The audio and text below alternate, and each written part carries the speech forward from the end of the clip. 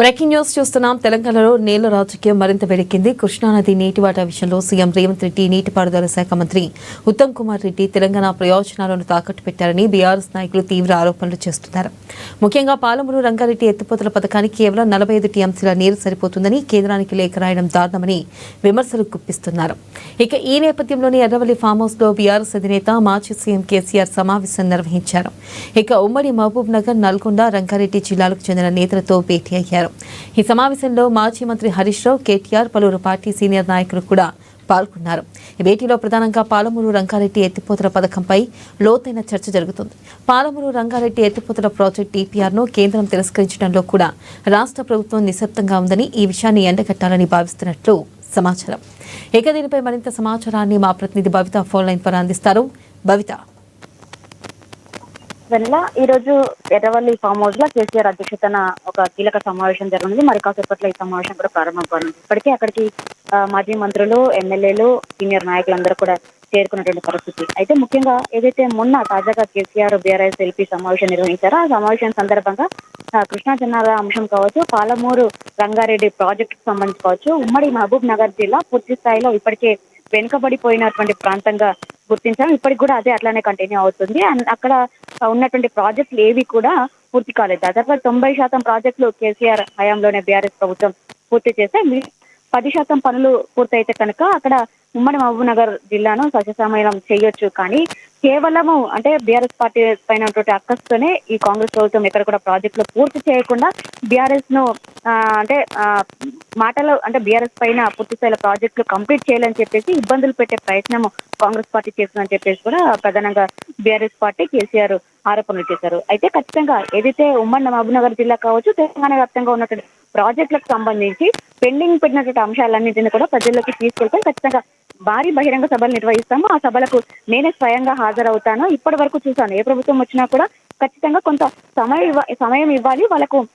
వాళ్ళకు గ్రిప్ రావడం పైన కావచ్చు, ఇతరత్ర అంశాలకు సంబంధించి వాళ్ళు కొంచెం అర్థం చేసుకోవడం టైం పడుతుంది కావచ్చు. దాదాపు 2 ఏళ్ల కాలం నేను వెయిట్ చేశా, కానీ ఎక్కడ కూడా లాభం లేదు. వాళ్ళ యొక్క సొంత పనులు, రియల్ ఎస్టేట్ బ్రోకర్ దందాలు చేయడానికి వాళ్ళు సమయం కేటాయిస్తున్నారు తప్ప ఎక్కడ కూడా ప్రజల కోసం కావచ్చు, తెలంగాణ కోసం కావచ్చు ఎక్కడ కూడా ఆలోచన చెయ్యట్లేదు. ఖచ్చితంగా ఇంకా మనం బయటికి రావాల్సిందని చెప్పేసి నేను బయటకు వచ్చాను. ఇంకా ఖచ్చితంగా భారీ బహిరంగ సభలు నిర్వహిస్తాము.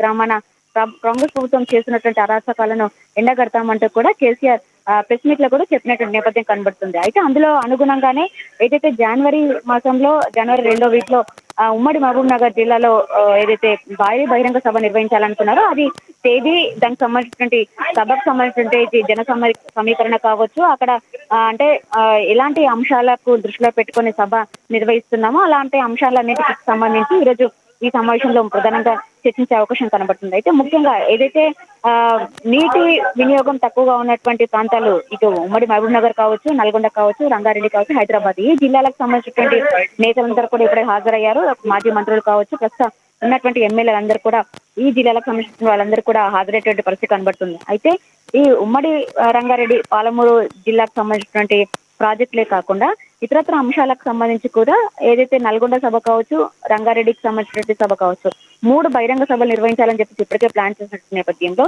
ఆ 3 బహిరంగ సభలకు సంబంధించి అంటే ఆ సభ అధ్యక్ష బాధ్యతలు అప్పగించాల్సిన అంశం కావచ్చు, సభలకు సంబంధించిన జన సమీకరణ కావచ్చు, ఇతరత్ర అక్కడ సభ ఏర్పాట్లకు అంశాలన్నింటినీ చర్చించడంతో పాటు ఇప్పుడు 29న పూర్తి స్థాయిలో అసెంబ్లీ సమావేశాలు నిర్వహించాలని చెప్పేసి ఇప్పటికే ప్రభుత్వం నిర్ణయించడము, ఏదైతే సభలు పెట్టి ప్రజలను ఉత్తేజపరచడంలో ముందుకు వెళ్తామని చెప్పేసి ఏదైతే ప్రాజెక్టుల అంశానికి సంబంధించి ప్రజల ముందు పెడతామని చెప్పేసి కేసీఆర్ చెప్పడంతో దానికంటే ముందే మేము సభా వేదికగా గత బీఆర్ఎస్ చేసేటువంటి అన్యాయాన్ని ప్రజలకు వివరించే ప్రయత్నం చేశాం. పవర్ పాయింట్ ప్రజెంటేషన్లు కూడా అసెంబ్లీలో ఇస్తామంటూ కూడా ఇప్పటికే కాంగ్రెస్ ప్రభుత్వం సిద్ధమైనటువంటి నేపథ్యం కనబడుతుంది. అయితే 29న నుంచి ప్రారంభమైన అసెంబ్లీ సమావేశాల గురించి ప్రాజెక్టుల పైన పవర్ పాయింట్ ప్రజెంటేషన్ ఇస్తే ఎలాంటి అంశాలను ప్రజల్లోకి తీసుకెళ్లాలనే అంశం పైన కూడా పూర్తి స్థాయిలో బీఆర్ఎస్ క్యాడర్ కి కేసీఆర్ దిశానిర్దేశం చేసే అవకాశం కనబడుతుంది. అంతేకాకుండా గత కొంతకాలంగా జరుగుతున్నటువంటి కేసుల అంశం ఇటు ఈ కార్ రేస్ కావచ్చు, ఫోన్ ట్యాపింగ్ కేసు కావచ్చు,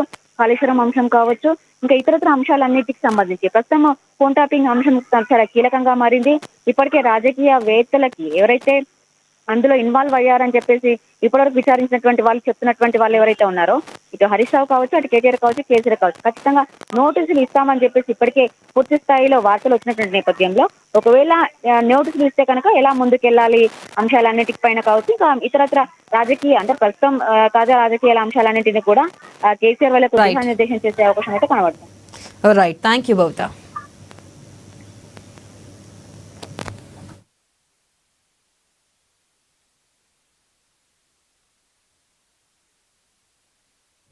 క్రిస్మస్ పండుగతో పాటు వారాంతపు సెలవులు కలిసి